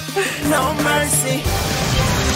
Well, David Ortiz is giving away $25,000 for Game 1 of the World Series tonight on the Fox Bet Super 6 app. Super 6 players have won over $5 million, and you could be next to win Big Papi's money. So scan the QR code, download the app, answer 6 questions about the game before the first pitch tonight, 7:30 Eastern on Fox. Don't miss out. It is free to play. This World Series time. Best of luck. Well, guys, Jameis Winston and the Saints pulled out a 13-10 win against the Seahawks last night. They are quietly sitting at 4-2 in the NFC South. And up next is a showdown against Tom Brady and Tampa Bay, who New Orleans swept during the regular season last year. It's something to keep in mind. So, Shannon, what shot do you give the Saints of beating the Bucs at home this Sunday on Fox? I give them a minimal shot. It's football, so anything can happen. It's not a series. You don't have to beat somebody 3 out of 5 or 4 out of 7, but I don't give them a great chance. Although I thought Jameis played an unbelievable game last night. Really? He had some drop, Skip. He hit 3 guys right in the hands. I don't know what else they want Jameis to do, and they dropped it. The white kid was the number 7 overall pick for Chicago. I loved him coming out. And he flamed out. I don't know what's happening. And then he comes right back, Skip, on 3rd down, and hits the other guy right in the hands, and he drops it. They were back-to-back throws. They were very good throws that could have been caught. They should have been caught. But I think the thing is, Skip, for me, I think they're going to have to let Jameis push the ball down the field. They're going to have to trust him. Now, it's okay. You'll win a game here and there by just nickel and diming and doop. But at some point in time, you're going to have to push the ball down the field. Now, I'm not saying you let him throw the ball all over the yard like Drew, because Drew averaged, I think they had to stat up on the screen last night, I think 38 throws. From the time he got there in 06 to retire in 2020, he was 38 throws a game. Jameis is at 23, which is the fewest in the NFL. Yep. So it just goes to show you how they fluctuated. But Skip, all this is just nickel and dime and right around the line of scrimmage. Push the ball down the field. You're going to have to trust him at some point. And I get it. You know, he's not Drew Brees. You can't ask him to be Drew Brees. Yep. But let him push the ball down the field more than what you're pushing it down the field. And you're going to have to get some resemblance of a running game. Skip, I was surprised. Chicago ran the ball really well against Tampa on Sunday. I mean, it's better than I thought anybody could do it. First time all year anybody has. Yeah, they got 100. They got 100 yards. The Herbert had 100 yards. They had like 125. Khalil Herbert's pretty good. Yeah, he is. In fact, Pro Football Focus has him ranked 2nd among running backs. Yeah, and I think Tony Pollard, believe it or not. I was looking at it and said, Jay Herbert. I was like, Justin Herbert playing running, but I was like, no, that's Chicago. That's not him. But no, Skip, I'm not giving them a great chance of beating the Bucs. The Bucs are playing really well. There's a chance that they get back Gronk this week. And I was listening to Brady last. You said Steve sent me the clip, and he said, how would you stop the Buck? He said, well, I think you need to get up there and you put hands on him, try to reroute him. He just said you play man against my 3 wide receivers if AB's going to be back. And then that means you also have Gronk comes back. You got to play man on Gronk also. But that was just a flat-out dare. I dare you to come play man. Right. Press man against my 4. Probably, if I'm looking at it, probably I play cover 5 because I'm really, which is 22 man, which is because I'm not really concerned about Brady going anywhere. But, Skip, I'm not giving them a great chance, although I think the game might be. I think Tampa can have some success against Tampa's defense, but I just don't know if they can have the firepower to continuously slow down Brady in that offense because they're playing at an extremely high level right now. Okay. I can't go unbelievable on Jameis last night. I thought he did some very good things and he did some mediocre things, and I'm still not sure of his command of this offense. I'm not sure about his comfort level in this offense. And it did disturb me that he kept getting into it with Traquan Smith until they finally just went off on each other. Well, Jameis like run the right route. Do what you're supposed to do. See him coming off the field. This got a little ugly. You know, he just screaming at him. Oh, like what? Whew. And that actually started in the middle of the field. They went all the way off the field screaming at each other, and they'd gotten into it before, the play before. And what does Shannon Sharpe always tell me? Don't show up your receiver on the field. I said, hey, man, Jameis need to talk to you. He's like, what are you talking about? I said, I don't know, because he yelling and screaming, because I know he's not talking to me like that. Okay, I never think it's productive to do that in plain sight of national TV cameras. It doesn't get you anywhere in the long run. Just go over, if you want to go sit down on the bench and try to have a conversation with him. But Jameis lost his temper at his wideout, and he might, to your point, have been perfectly within reason to do so, but you just can't if you're the leader of the offense. All you have to do is just look at him like, then they're going to stop. Okay. But when you try to explain yourself, well, I thought it was this, I thought it was that, he's going to get even more agitated because he might have got sacked or it was an incomplete or he got through an interception. So just look and just go sit it down. But, Jameis is learning on the job. He that was Drew's situation. Obviously, the guys had I don't know if this guy was there with Drew was there. But Skip, he was. Traquan was. But you look at the elements and what he was playing in and his. It was a bad night. Yeah. And the one that hit the ground that he picked up, the only reason he was able to pick that up is because he had a glove. So he was able to pick the ball up, put it in his hand, and throw the touchdown to Alvin Kamara. He did. That could have been disastrous. It could have been. But here we go. I'm trying to figure out this is actually the play of the night. This is the only touchdown they scored. Okay. I'm trying to figure out what the DB was doing. I don't know why we so far off. You know, you have Alvin Kamara. Okay, so my takeaway from a game that was hard to watch, and I give you the foul weather, it was cold and it was rainy and it was windy. But I've never been a Geno Smith fan. I've never believed in him. You can look it up. You can find the clip on national TV. Even when he was riding highest at West Virginia and they won a big game at Texas and he was over there giving it to Longhorn fans, I just wasn't that impressed. That was when he the Heisman front runner. Right. And remember, they beat the brakes off Clemson. Remember that in that bowl game, they scored like 70 points on Clemson. Okay. I never bought into him. Don't love his intangibles. Don't love his command. Don't love his poise. Right. And last night was just hard to watch. And yet, as well as New Orleans played and has played on defense, they didn't force a single turnover by Geno. Geno went 3 of 12 on third down, but look, Jameis went 2 of 13. Right. New Orleans went 2 of 13 on third down. So I'm sure New Orleans is feeling full of itself and you know, happy and proud of what they just did on Monday Night Football. Right. Sunday will be a whole different ball game. Well, here's the thing, Skip. The reason why they were both so poor on third down because neither team could run the football and neither team really had it third and short. When you keep trying to get 3rd and 8, 3rd and 9, 3rd and 12, you're going to be 2 of 13 or 3 of 12. Or at the end of the game, 3rd and 28. Yeah, think it's giving you 3rd and 29. Yeah. What's the likelihood of you getting 3rd and 29? Now, I just saw Kyler Murray pick up 3rd and 24. He hit A.J. Green down the sideline for like 43 yards. But that's few and far between. And when you can't, neither team, one was 28 of 90 running the football, that was Seattle, and then New Orleans was 31 for 94. Neither team could run the football, so you never really had third and manageable. Yep. Michael Thomas, no timetable to come back. If you told me he was back, I'd sweat it a little bit. But again, will Brady be with or without Gronk or AB or Scotty Miller? Right. AB and Scotty Miller are his only 2 speed receivers. Right. And Levante David would be a big deal to get back off an ankle injury on defense because he can help quell the Kamara uprising, right? Because he can guard him a little bit coming out of the backfield because that's what he does best, even better than Devin White does. And then on defense, they're still without Carlton Davis and Murphy Bunting. They're 2 corners. So they need to get a little healthier. But I think they're just trying to get through this game and get to their bye week. Yes. And that's the thing, Skip. Look, New Orleans, like I said, I think that you have to let Jameis throw the football, Skip. You have to push the ball down the field. Yep. I mean, that's where points are produced. I just don't believe Sean Payton trusts him enough yet to let him go flinging it all over the lot like no risk it, no biscuit. No.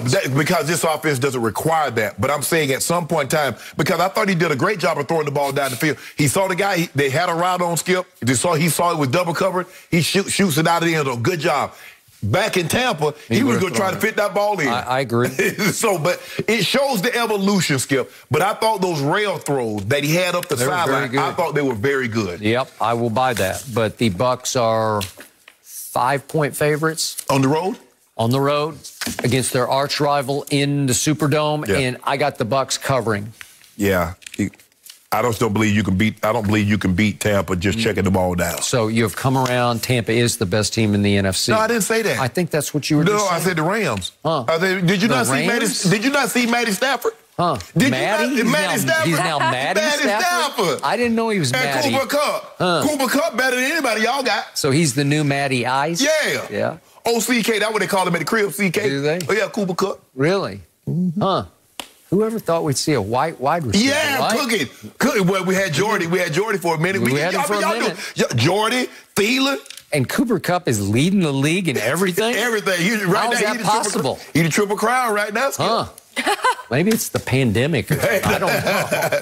Hey, Cooper Kupp said, man, look here, I could have been doing this if I'd had a quarterback. If I'd had a quarterback, this ain't nothing new.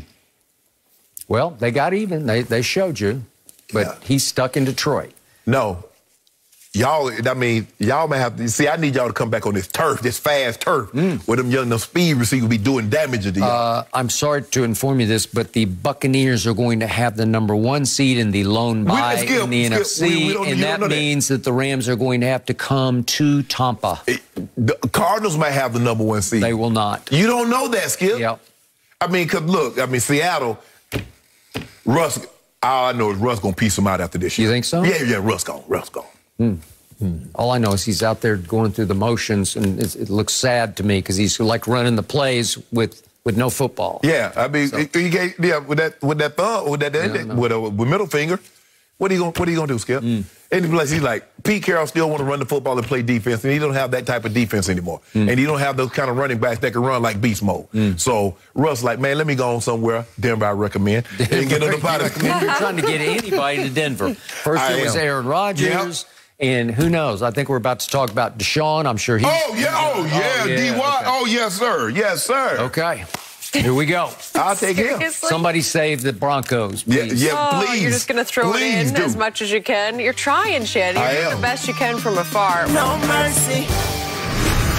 According to new reports, Deshaun Watson is open to more trade destinations than just Miami. Watson has a no-trade clause, so he'd have to approve any team that wants to acquire him, and the Carolina Panthers are apparently the latest team to show interest in the quarterback. So, Shannon, the trade deadline is just a week away now. Do you believe he will be moved by then? I do. I think it's time for both parties to move on. I think Deshaun voiced his opinion very early on that he wanted out. The Texans being stubborn and prideful, like, no, you're under contract with us. Just the extension hasn't even started yet. We're going to hold on to you. But as this thing started to play out, Skip, they realized, and especially then all these accusations started to come forward, it became basically, yeah, it's time to move on. He can no longer play here. We no longer want him to play here. He didn't want to be here. He let that be known. And so now that he's open, not just to Miami, maybe Carolina, Skip. Now, Charlotte isn't very far from where he went to school at Clemson. Good point. They trained, Spartanburg, where they go, so which is even closer. So for me, Skip, yes, Denver, Carolina, Miami. I don't know some of the other players. Now, it was reported that Philly tried to, talk to Deshaun. They sent their investigators down there, talked to him, and tried to figure out what was going on. He's like, nah, I'm not waiving it for you. So for me, I don't really know the other teams, but I think Denver, you look at Cortland Sutton, Jerry Jeudy, Noah Fant, Hamler, who's injured, Javonte Williams. They have offensive firepower. They got a decent offensive line. And so I would think he would want to go to somewhere, Skip, that have offensive firepower. Obviously he wants someone with a creative mind on the offensive side of the football, Skip, but he wants weapons. A creative mind with no weapons does you no good. And so I don't know what teams that Deshaun would be willing to waive that no-trade clause, Skip. But obviously Miami, we keep hearing rumblings about Miami. Carolina seem to have jumped into the fray. I like the Broncos. The Broncos should be willing to move heaven and earth to try to get a quarterback because they're not going anywhere without that. It sounds like Shannon Sharpe, ex-Bronco, is shaking his orange pom-poms across the table at this moment. Am I right? Yeah, I might even call Deshaun. Campaigning for Deshaun to go to Denver. I might. Weapons galore, yet they can't score. Yeah, I mean, it's a quarterback's game. It does not matter the type of gun. It only matters the guy that's shooting. So the bullseye is still down there, and you can have all the ammunition you want, but it's got to be the marksman is what counts. We don't have very good marksmen. You do not. And I warned you about that before the year started. But I know that, Skip. We know Teddy is a friend. Said, that defense will carry us all year. But they stay hurt. Skip, you see, we got like 9 guys on our. Okay. So does everybody. Okay, so it feels like to me from a distance that Deshaun is definitely done with Houston, and Houston has gotten done with Deshaun. Has finally done with him, yep. And so it feels like this is going to be an auction, a frantic, frenetic auction that will go down to the 11th hour, which will be about 3 o'clock Eastern a week from today. And 4 o'clock is the deadline. So in that last frantic hour, it could just be who's going to put the best deal on the table. And Houston will say, we're sick and tired. Just give us your best shot, and whatever whoever puts the best shot on the table, we're going to take that. Now, Deshaun's going to have to sign off on it because he's got the no trade. So, but it's going to be Miami. Charlotte's going to take a shot. Maybe Denver will take a shot. I don't know. Maybe there's a dark horse team that we don't know that'll come out of nowhere. It's reported that Miami is like, we're not going to keep bidding against ourselves. Okay. What do you want? Because we're not just going to keep it because we don't know if anybody. But now that we know that other teams are about to get involved, Skip, now you might get a nice package for Deshaun. Now that Miami has fallen to, what, 1-6? Oh, yeah. Do they have weapons? Do they have genius at the top? I'm not seeing it. Skip, I like Gesicki. I like Jalen Waddle. I do, so too. They do have both of those. Yes. So maybe that's a start. Yeah. And it would be to be the king of Miami. I think it's a great place to live. That's just me. If I had my choice, I would go there. No, I want to live in Miami, though. Huh? You don't want to live there? No. Because? You know why, because. You know the because. Huh. Not sure I do. I do. Okay. I want to focus on football. There's too many other things to too many focus distractions. on. Well, I don't have that problem that you have. So I could focus on football and the sunshine all at once. Because you can play football in the sunshine. Yeah, right? There's a reason why Miami ain't winning too much in football. Okay, it could be the truth. Yeah. And I will agree with that. So the point is, we are now facing the biggest question in the National Football League, because never before in the history of the National Football League has a quarterback this young and this talented been on the market. Yep. We've never seen anything like it. Never. He's barely 26 years of age. He's made 3 Pro Bowls. He's top 5. We can argue that all day, but he's up in the top 5. Yes. And he is available. Whew, it's going to cost you probably a whole lot, but it'll be worth every last ounce of it, because he is worth it if he's right. Now, he will have been out of football for 1 year, and now comes the biggest question facing the National Football League. What is going to happen to Deshaun Watson off the field with all the issues legally and civilly that he faces? Let's just say he gets the off the field worked out with the criminal justice system. Does the NFL say the punishment was that he missed the entire 2021 season? They might be able to argue that was his suspension. Right. Yes. So I think, Skip, if you trade for him, that's your mindset also, that his punishment is missing the entire 2021 season, and he should be good to go for 2022. That's if everything resolves itself off the field. Okay. Now, if it doesn't get resolved off the field, well, you got bigger issues to worry about than the NFL. That is correct. And just to reiterate, for those who have missed this, 23 women have accused Deshaun Watson of sexual misconduct or assault. Right. And 22 of them have filed civil lawsuits against him. The Houston Police Department has spoken to at least 10 of those women about allegations against Watson that would be of the criminal variety. I mean, well, Skip, but this thing been going on. We got wind of this in like May or June. Yeah. We ain't heard nothing yet. I mean, okay, but it's still going on. But time can't heal these wounds. No, like they're not going away. No. It's just taking a lot of time. Right. So he is now represented by Rusty Hardin, who can be the savior for superstar athletes in trouble everywhere.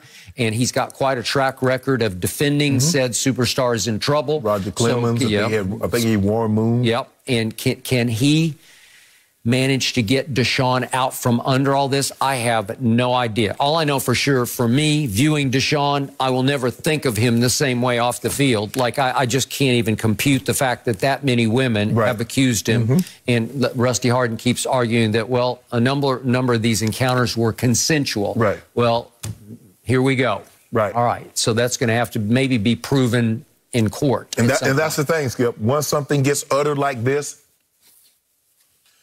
reputation is something that takes you a lifetime to build, but it'd be destroyed in a matter of seconds. Well, but it wasn't 2 or 3 women; it was 23. Right. Right. So what's staggering is just the breadth and depth of all the accusations. Whew. Okay. So again, I don't know the answer to any of this. When will he be available to play quarterback? I have no idea. Well, I don't think if you trade for him this year, I don't think you think he's going to play for you this year. It's just that you want him in your camp moving forward. The best case you could hope for would be next year you would have Deshaun Watson at quarterback. That is correct. And you still have him for 4 years under that contract, Skip. And so I think the thing is that a lot of these teams are thinking that Deshaun Watson's punishment from the NFL is being suspended for the entire even though it's not suspension, but he didn't play for the entire he never even wound up on the commissioner's exempt list. And so I think that's what they're thinking. Skip, that's the only way you can think, because there's no way. That's what happened with Antonio Brown. Right. Was he was just out. Right. And they said, okay, that's enough. You paid your price. Right. Okay. Here we go. No mercy. Russell Westbrook has been struggling, to say the least, after joining the Lakers. The former MVP is averaging just 12 points and is shooting 9% from downtown.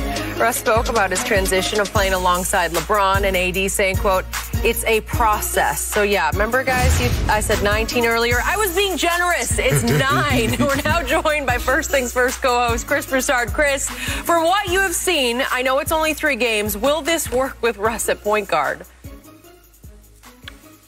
Well, Jen, I don't think he's playing point guard. I think he's a point guard in name only. I think they really have point guard by committee. More than half the time, I say LeBron brings it up, Russ brings it up. Sometimes somebody else initiates the offense. So I don't really think he's playing point guard. He's pushing it some in transition, as is LeBron. But, I think it's more positionless basketball that they're playing. And look, through the first 3 games, even though Russ clearly is getting adjusted to his new role, the offense really hasn't been the problem. They're averaging 113 points a game. That's 11th in the NBA. 2 years ago, when they won the championship, they averaged 113 points a game. That was 11th in the NBA. And that's with Russ shooting 9% from 3. Now, we know he's a bricklayer from outside, but he's going to get that up to at least 19% or 29% or something. I mean, 9%, that's not going to stay. And he's shooting 35% overall. He's second in the league in turnovers, almost 6 a game. So he's going to get better than that. And so their offense is not going to be Brooklyn Nets or Golden State Warriors, but it's good enough. But when I've been watching these games, and Sunday I'm watching Memphis, and the first half, I'm saying, okay. I mean, you guys saw Russ was dropping some dimes. He was throwing some great passes, some lobs, some other stuff, getting guys easy buckets. I was like, wow, okay. And Melo's hot. Okay, all right. They're hitting threes. They're hitting shots. They're over 50% from the floor. Like, it looked like they were playing well. And I'm thinking, well, why are they only up by 7? Why are they only up by 3? And next thing you know, in the second half, Memphis is leading. It's because of their defense. Their defense has been atrocious. And we know the last 2 years, that's been their calling card. 3rd in the league and 1st in the league. I think when they won it, they were either 1st or 3rd. And now they're 25th in the league in defensive efficiency. I don't know why they're going big. All right, with DeAndre Jordan at center. What we all hear in the preseason, Anthony Davis is going to be the center. And I don't know if it's his reluctance to play center, at least for most of the time, or what. But they're going big. They're still one of the worst rebounding teams in the league, playing big. Mm-hmm. And they can't guard. They look like they can't guard the younger, faster opponents. And so teams are getting buckets. And that's the problem with the Lakers. So, and let's face it, if you got LeBron, AD, Melo, and Russ on the floor, and that's, those are your 4 best offensive players, then you're going to have trouble guarding at times. You probably need Bazemore out there with them, and AD should be at center. You got DeAndre Jordan out there with him, and you're in trouble. So I think it's more defense than offense that's been holding them back. I agree with you. And Skip and I talked about that earlier. I can't believe they've lost the rebounding battle basically the entire. When you look at the Golden State, that's not a big team. You look at Memphis, not a very big team. And obviously the Phoenix Suns, they have DeAndre Ayton. But I was surprised by how the rebounding and the points in the paint that they're giving up. They're better than this. But I think the thing is with Russ, they got off to the start that I think, Chris, everybody assumed that they would get off to. Because how do they play with Russ? Do you let Russ have the ball and let Russ be Russ? Well, Russ be Russ. Okay, yeah, he's going to have triple-double, but that don't equate to you winning championships. The Lakers are about winning championships. They're not about stats. The only thing that's hanging up in that is retired numbers and championship banners. Not division titles, not all that other stuff. Not if somebody got 1,500 triple-doubles. That's not what's important to Lakers. Did you win? And can you win? So LeBron is like, okay, the first game, I got it. But Russ was abysmal. So you know what? We're going to let Russ have the ball. And then Russ still shooting the ball terrible. But we knew this. I'm not even, you know what, Chris? I've given up trying to assess what this team is going to be until they get to at least 30, 35 ball games. I said because I'm going to end up hitting my head against the wall and pulling what little bit of hair I got out, worried about game in and game out. Man, they look terrible. Man, they look okay. They're showing signs. No, I'm just going to let it play out until at least maybe the All-Star game, and then I think I can offer a fair assessment of what this team's going to be. But I agree with you.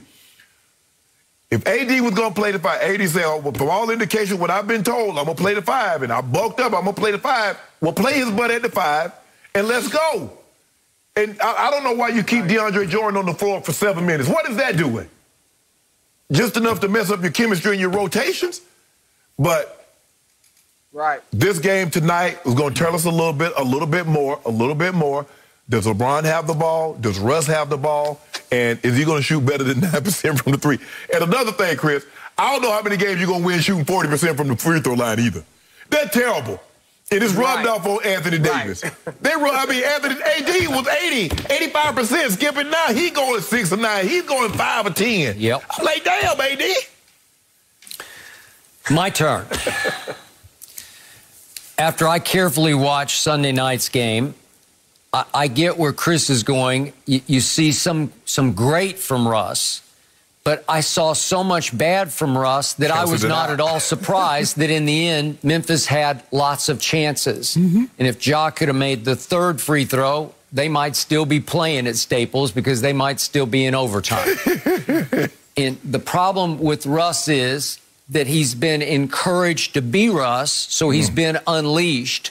And I don't know about positionless basketball. I just know my eye test told me that for the most part, he was at point guard. And the numbers told me that in usage rate, he led the night for the Lakers. And second on the list was Melo in usage rate. 3rd was AD, and 4th was the deposed king, LeBron James, who has handed the keys to the kingdom to Russell Westbrook because you almost have to.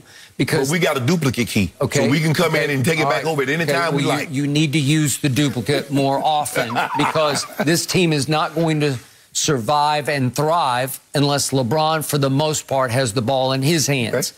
He is the flip side of Russell Westbrook. LeBron is still the best passer in basketball. I think he's still the best point guard in basketball because he's 6'9", Magic Johnson-esque, can see over a defense, can hit spot-up shooters. They need to get Wayne Ellington healthy. They need to get THT and get again, coming off the bench. And I'm not even sure what role Melo's going to have in the big, grand scheme of things. I'm not sure he's going to get to play 25 or 30 minutes a night. But in the end, I look back at long ago, I nicknamed Russell Westbrook Westbrick because he's the worst superstar jump shooter I've ever seen, and he is living down to his reputation this year. He's shooting 35% from the floor, which is just, you can't live with it. And obviously 1 of 11 from 3 is completely predictable. 5 of 12 from the free throw line is 2nd worst so far in the NBA to Draymond, who's 5 of 15. And it's like, that hurts, that hurts, that hurts. They all undercut. And then the fact is, as Chris mentioned, that he's 2nd in the league in turnovers and had 9 the other night with 10 missed shots. That's how Memphis stayed in the game. He kept, West-breaking and turning jump it shots over. And turning it over. Like wild, out-of-control turnovers that undercut the psyche of the whole team because it's so out of control. It's so bull and China shop-ish that after a while, even LeBron has to be saying, God, you just lose your flow. You lose your rhythm for the offense. And again, the numbers look okay, 113 points a game. I never thought they were going to be great on defense anyway. And I wondered, would Russ take Ja the other night? Sort of point guard.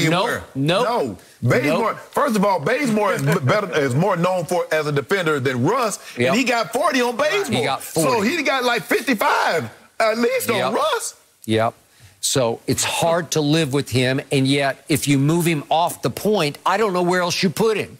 You can't put him on the bench. No. Right? You got to play him. Well, Chris, you said he should be like Ginobili. No, I said that. But here's the thing. That man, you paying that man $45 million. I mean, $45 million to be your sixth man, Chris. I just get his pride, his ego will never ever let that happen. Never ever.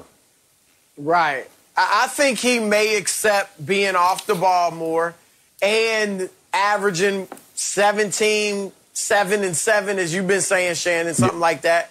But I don't think he would accept coming off the bench. I really don't. Now, the one saving grace for the Lakers is that if you look at Russ in new situations, when he was in Houston, when he was with Washington, he was noticeably better in the second half of the season than the first half in both cases. So I think he will get better. I mean, that's been his history as the season goes on. But, yeah, I mean, it's interesting watching the Lakers. And over the years, I've thought at a lot of times LeBron is too ball dominant. But him being ball dominant, what it has allowed is him to control the game. And he controls the tempo really for both teams when he's at the point. And that's what's allowed him, even when he's had star players out and he's been playing with a bunch of role players, he can still keep them in the game because he can control the tempo. Now it's kind of odd seeing him out there off the ball so much. Because even if he brings it up, you know, he's getting rid of it quick. Like, he's not dominating the ball, and a lot of times it's not in his hands when it really should be. So the Lakers have a lot to figure out. And Russ, look, Russ is volatile. Russ is up and down. He's like Bitcoin. And you're just going to have to live with it for a while. And, you know, we'll see if they can figure it out. Well, I sure hope we bought Bitcoin low and be able to sell it high. Because I don't know right now. This volatility has got me wanting to get up off it already. So, Chris, final question. How much do you think it's eating at LeBron to have to play with and closely watch Russ play completely out of control much of the time? You know, looking at his facial expressions, I don't know if it's all Russ. I think he's just... I just think it's hard for him I think he's willing to be off the ball, obviously, right? For the betterment of the team, AD can get his, Russ can get his, Melo, whoever. But when he knows he can make the right decision, right? And he sees other guys, whether it's Russ or whoever, making bad decisions, that's when I think it eats at him. Because he's like, look, I'll give up the ball, but make the right play. Right. And if you're not going to make the right play, then you might as well give me the ball and let me dominate it and make the right play. So I think that over time could eat at him. Well, it's a situation. Well, here's the thing, though.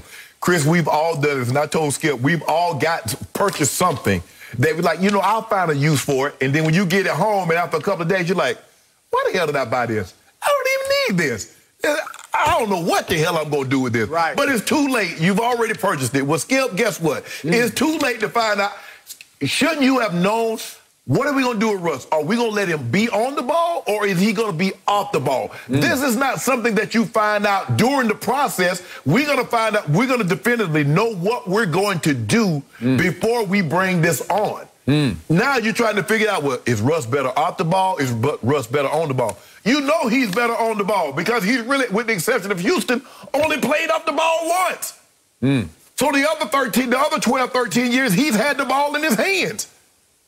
All I know is it's fun to watch. Don't you think, though, Shannon, they can figure this out, or at least try over the next 2 months? I hope they're going to win enough games. They're not going to miss the playoffs.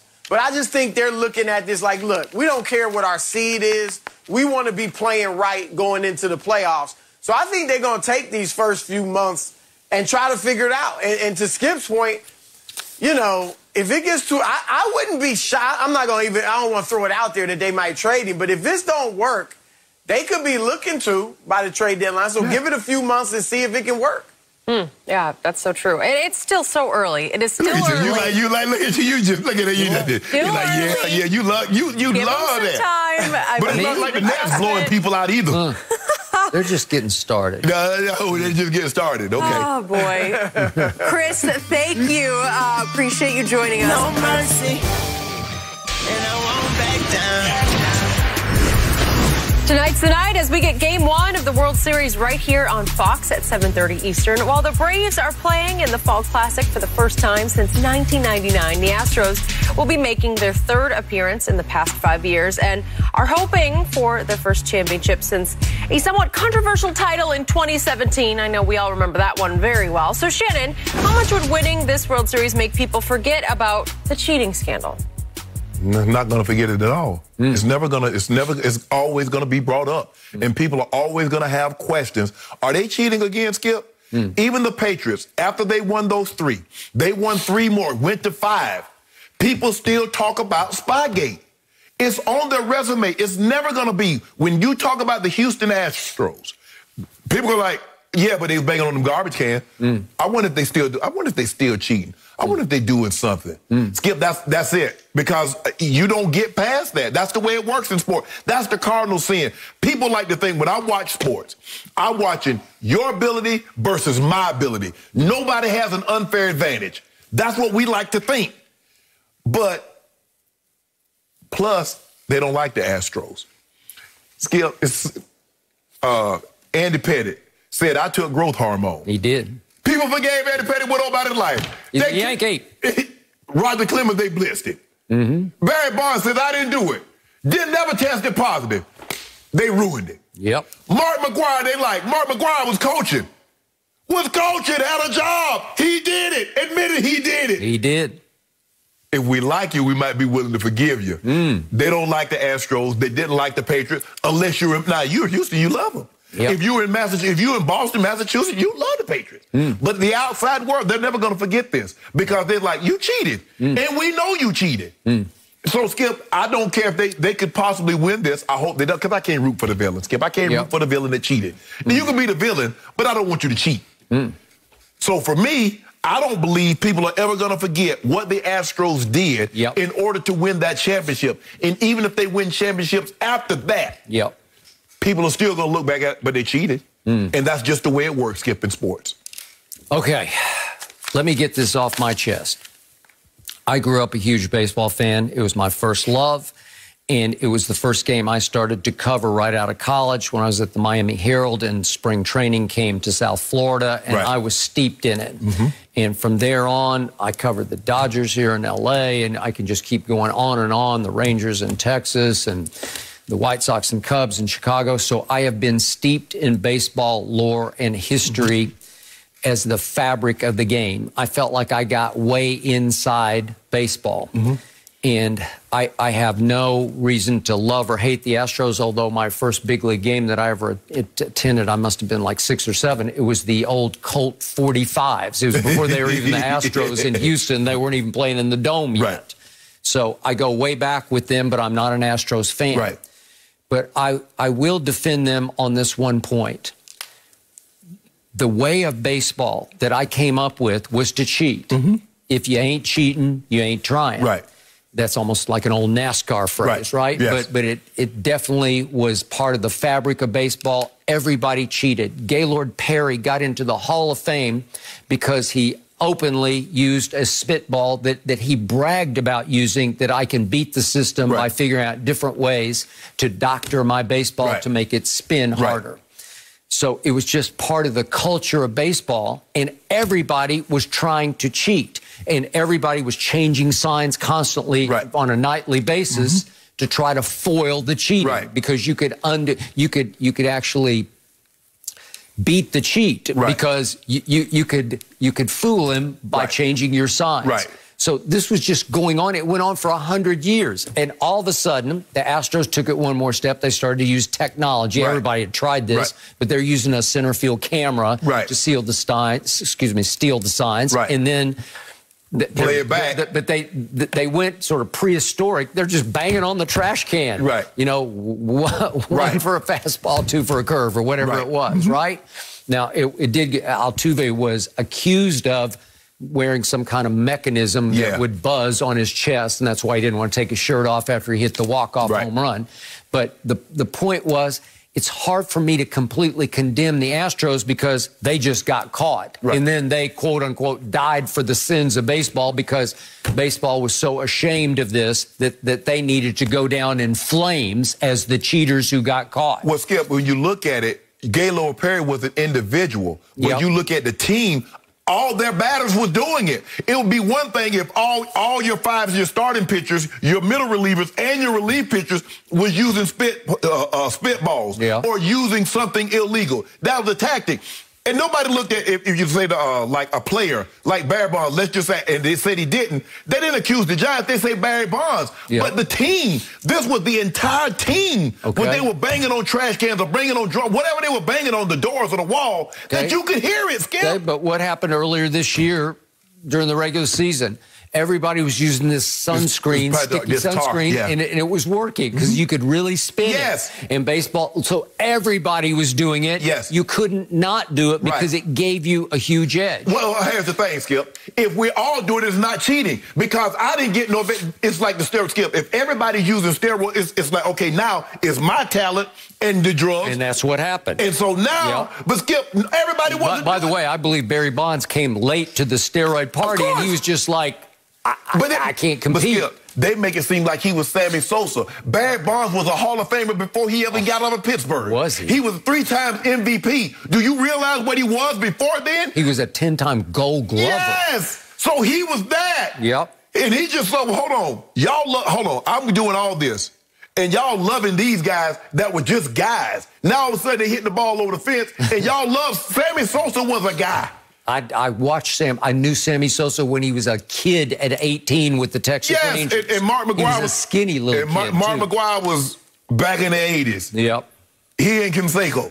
But that was Oakland. Yes. That was something. And that was the thing, though, Skip. If every Skip, I ain't got no problem. If I'm playing a team and they cheating and we can all cheat, okay, well, let's do it. Nope. But I don't want you to be able to cheat when I'm playing. I think I'm doing this on the up and up, but you got the advantage on me. Yep, I got it. So I do think if the Astros won this World Series the right way, the clean way, whatever. You already doing quotes the right way because you're already skeptical. Okay. Well, if they did win it, that it would help some people forgive and forget. Well, at least they pulled that off, right? At least they did it the right way. I wonder, did they do it the right way, Skip? You think they got something else they're doing? It's there, Skip. Skip, you know once you get labeled a cheater, ain't nobody, once you get labeled a liar, everything you say after that gets called into question. Okay. So I'll take the Astros. I'll take them. I can't You're from the ATL. I'm from the ATL, Skip. Yep. I'm not. First admit, I'm not a Braves fan, but I can't root for them jokers. They cheated. Well, they do have Dusty Baker, and I won't. If Dusty was coaching anybody else, I want the brother to win the World Series. But I'm sorry, Dusty, you coaching some cheaters. Well, give them a shot. I mean, they're not going to get away with anything in my eyes this time around. Can't wait for Game 1. Reminder: tune in 7:30 p.m. Eastern on Fox with a special bonus pregame coverage at 7 Eastern right here on FS1. We have got you covered, and of course, it's such a fun time of year. But no mercy.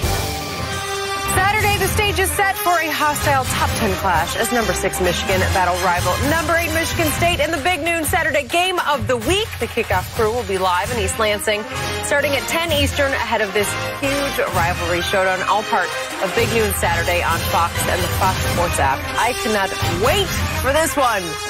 Hostile environment it is. While Justin Fields had a day he'd like to forget against the Bucs this past weekend, throwing 3 interceptions and losing 2 fumbles in the loss. Chicago's offense has struggled all season regardless of whether Fields or Andy Dalton is at QB. And now some Bears fans are wondering if the early playing time is actually hindering the rookie's development. So Shannon, is playing as a rookie helping or hurting Justin Fields in this situation? I don't see us helping. I don't know why the Bears fan, because you've been clamoring for this the whole while. And we want Justin Fields. We want Justin Fields. Everybody, we want Justin Fields. Now you're going to criticize Matt Nagy. Why is Matt Nagy? You criticizing when Matt Nagy said he was, we have a process in which we want to go through to make Justin Fields ready. Oh, Matt Nagy. Now Matt Nagy's playing it. Matt Nagy. First of all, Ryan Pace, you realize he don't have any protection.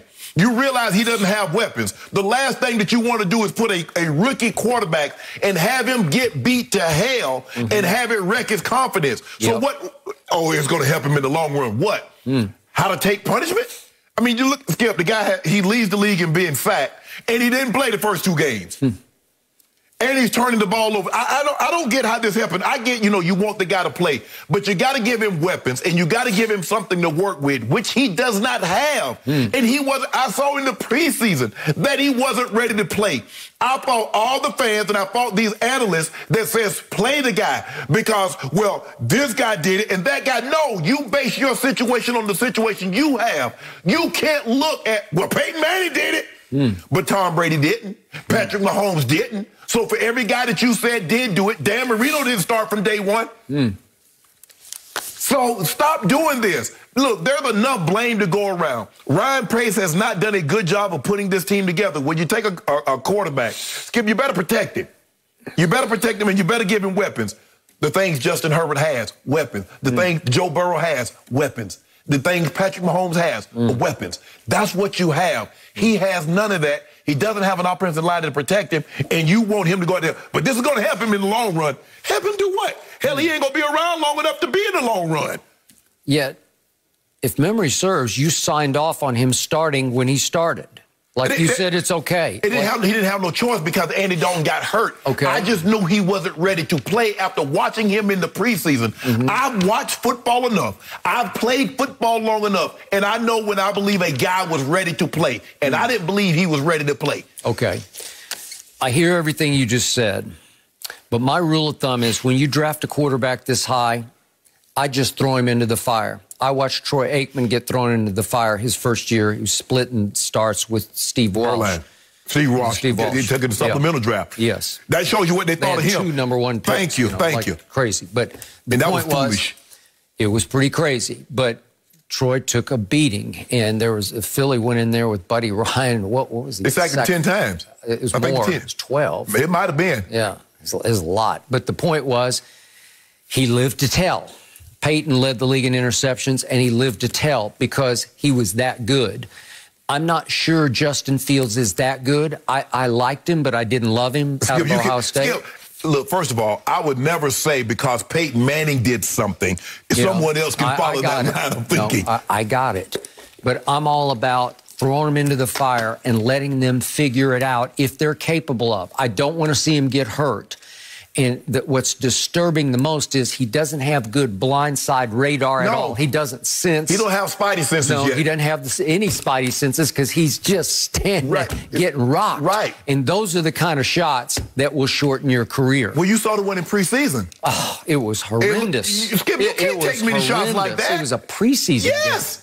It was like he lost his helmet, and you felt like he almost lost his head. Right. And the thing, Skip, the thing is there has to be a clock. When you go off 1,001, 1,002, Skip, if you haven't got the ball, you got to move. It's like he's getting all the way to 1,005, and he hasn't even moved. This is not 7-on-7. No. This is the actual game. This is a team setting. Because, Skip, normally after like 3 seconds, the coach will blow the whistle. Yeah. But in this situation, Skip, I don't see the good that's coming out of him. Okay, well, 2 good things did happen in his starts. They did beat the Lions at home. I know it's just the Lions. Everybody beat the Lions. Okay, but they beat them 24-14 with Justin playing the whole game at quarterback. And then they happened to catch the Raiders at the perfect time because the Gruden bombshell had dropped that week. Right. And the Raiders did not want to play for John Gruden that Sunday. But with Justin Fields at quarterback, they won 20-9 at Raiders. That did him good. That's like, I felt how it felt to win an NFL game. Think about it, Skip. Justin Herbert was not going to start.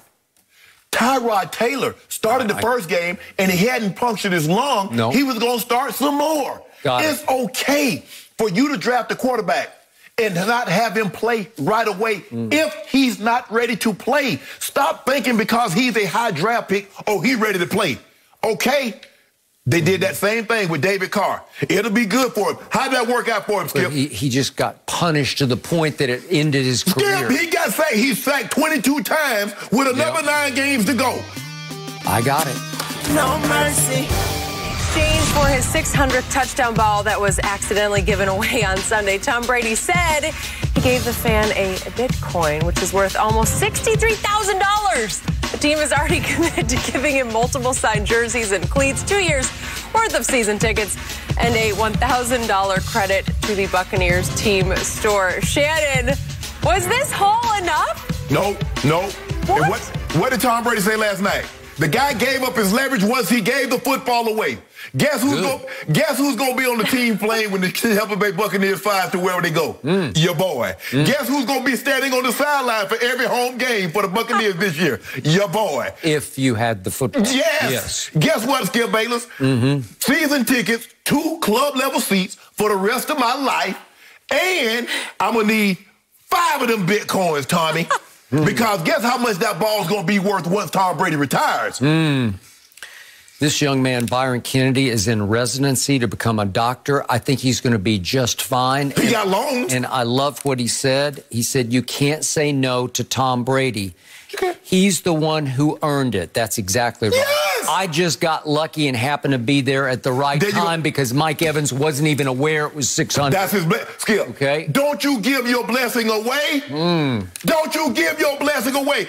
When I go into a room, Skip, you know why I'm in that room? Because God put me in that room. Okay. Why would I act up? So you want to be known as the Bucs fan who became the Grinch who stole the Christmas ball from Tom Brady? I want to be known as a wealthy Bucs fan. Now, that's what I am. I'm wealthy. Yeah, but you're a Brady hater. No. And they're actually Brady lovers out there in fandom. Skip, I was very fortunate. Guess who called John Elway's 300 touchdown? But I was a teammate and a friend. Now, if I'm up in the stands and somebody makes a mistake and gives me that football, guess what?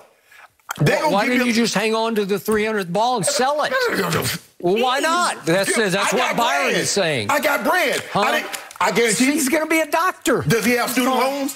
Probably does. Exactly.